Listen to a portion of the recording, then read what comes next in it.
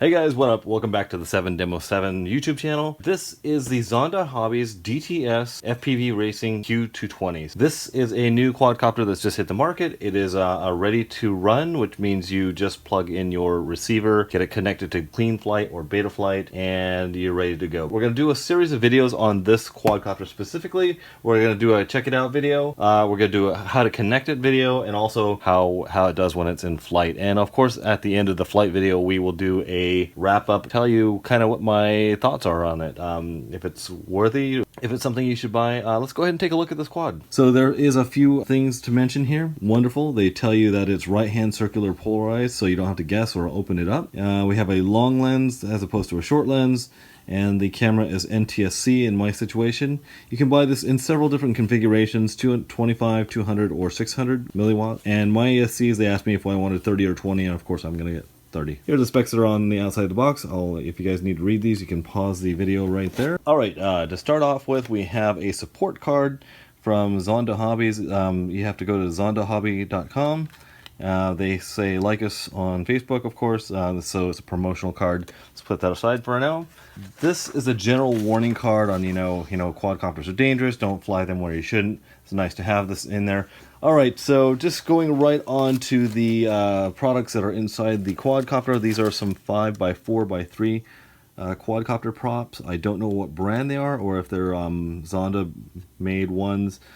They say that these are the unbreakable style, so we will see about that. First bag that we get to here is one of the bags that's going to have all your PPM cables, S-bus cables, things for Futaba, all different types of cables that are going to allow you to connect your flight board to your receiver. That's basically what all these are. They have a little bit of extra Velcro and looks like some 3M sticky tape in case you need something like that. Okay, let's put these aside. Alright, looking in the main box here, we have some extra landing pads that go on the very bottom of the quad, which are these two guys right here. They go along both sides of the quad, and these kind of line up with the holes that are in the quadcopter. For those of you guys running Tranus, these are some tubes that'll help keep your antennas out of the way, and we'll look into that. There's something else that goes along with that later on. A nice little wrench for removing your props, an extra bumper pad for the back of your quad. So this kit comes with two antennas. This one is made for your goggles, and you'll see that there's another one included in just a moment. And you'll see that this is the antenna that belongs on your quadcopter. So let's go ahead and take this out and see what it looks like, along with anything else that they give in the box here. The one thing you'll notice right off the bat is that it includes mounted LEDs in each arm. I think green for the front, red for the back. There may even be some on the sides as well, so let's take a quick peek at that. Alright, in the small bag here, looks like you get a little O-ring. I think this is to possibly help keep your battery connections out of their props, because the battery connection is right back here. I think that's for that. And this is really interesting here. This is a set of tubes. If you see on the top of this quad here, you can see that there's two antenna tubes coming out, and then this little grabber guy here grabs the antennas and pushes them out of the way of the prop. So that's pretty interesting. And just some extra frame nuts and bolts here in different lengths and sizes, in case you happen to drop some, as you're working on your quad. Two spare Allen keys. This looks like a 1.5. This is most likely a 2mm. Alright, so let's take a quick peek at this quadcopter. Now, one thing you'll see is that everything is pretty modular. I believe what you can do, in case you break an arm, you can actually just buy a single arm and then plug it in. There's the ESC, which is resting right inside this polycarbonate box here. Feels quite sturdy and very robust. Like, I can't flex the frame here. I'm twisting back and forth like this. I can't twist the frame. So let's take a quick peek at these motors. DTS 2350 kV.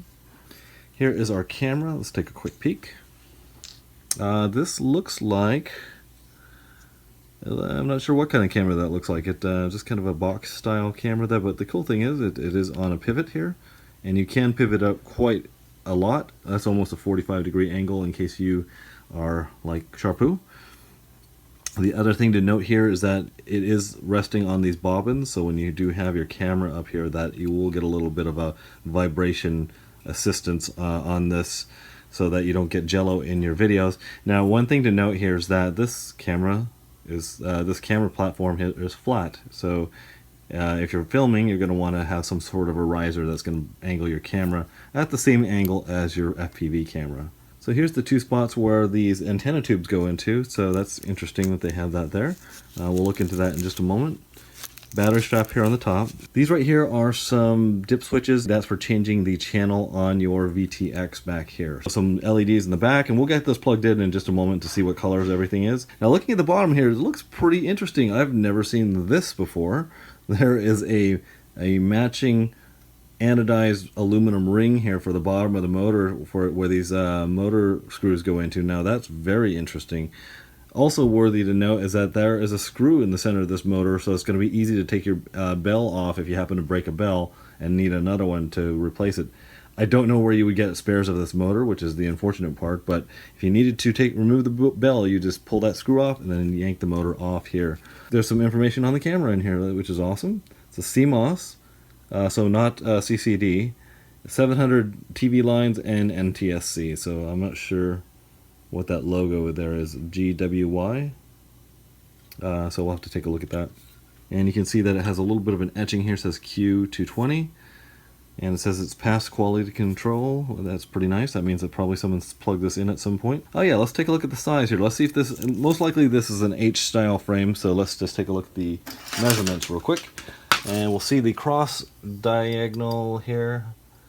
And that is exactly 220 millimeters. And front to back, it's 142 millimeters, 143, somewhere right around there. So 143 and 160... let's see, 170 millimeters from front motor to front motor. So it's basically an H-style quad. So I'm going to go ahead and grab a battery. I'll put it on the top of this and we'll just see what the lights look like. Alright guys, so what I did is I grabbed the top 3 style batteries that I run. They're all different sizes. This is basically the size of a 1300, even though it says 1400. So the average size of a 1300 milliamp pack.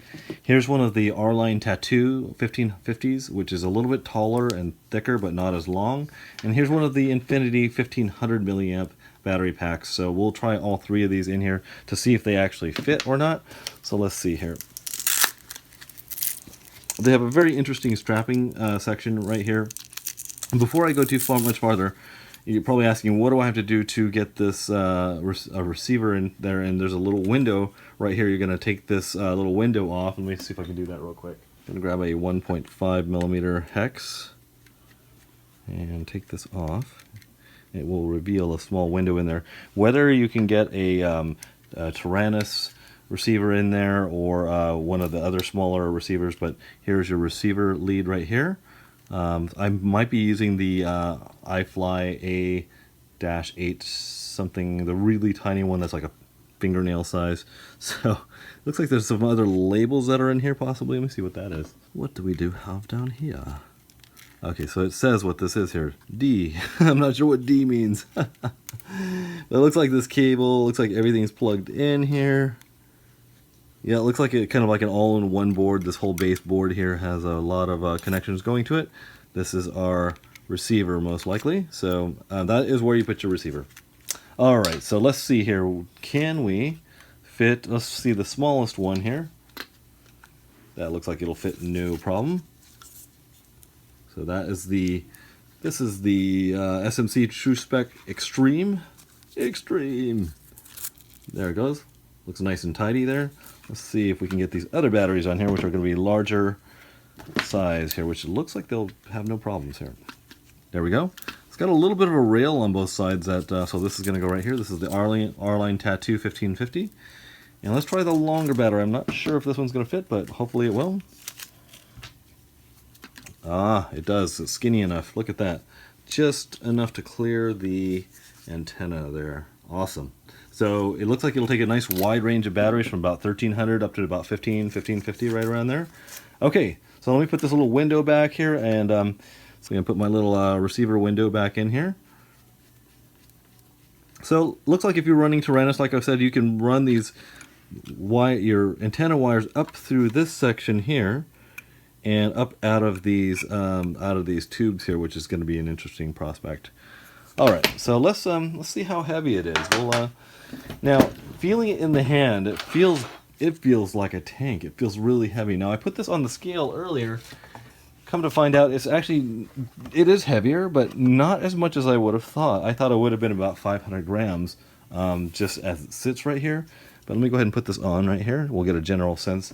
It's at 399 grams. So it is a little bit heavier than a standard racing quad. But if you're a beginner and you need to have something that's durable, this is really what you want to go with. Something that's pretty stout. I just can't really see this thing breaking, but it's because of the polycarbonate body. It reminds me a little bit of the Halibo Shuriken. So here we're at to 415 grams. So it's a little portly, so I'm wondering how it'll perform, but that'll all be in the stages coming up next in the next couple of videos. All right, guys. So here's the moment of truth. Here, let's go ahead and plug in one of these batteries here, and we'll see what the LEDs look like. Which I'm always excited about LEDs. I like when I don't have to do them myself. So that's a pretty sweet thing. So like I said, there is a rubber band that they have banded around this section right here. You can see it right there. That's a little better shot of it. Looks like you can tuck your battery lead underneath there. It'll keep all your wires out of the props here. So now I'm noticing that I don't have a lot of room to plug this in, so I'm going to go ahead and move this back, which is going to be a little bit of a problem because you can see now the battery strap is only... Oh, wait. I'm going to slide the battery pack back. There we go. Slid that back. Okay, so let's see if I can actually plug this in. Now, guys, for you beginners out there, never ever power on your quad without your antenna being on, because there's all this energy that needs to go somewhere, and if the antenna's not there, you're going to burn up your video transmitter, okay? So let me just plug this in. So I'm noticing here I can't even really get this thing plugged in, so let me see if I could turn this another way. This way, would that way work? No. Now that's a bit of a problem. So you can actually make a connector plug that is like a 90-degree, which here you can plug it in like this. But this is so far that's not good. So let's try this Infinity here.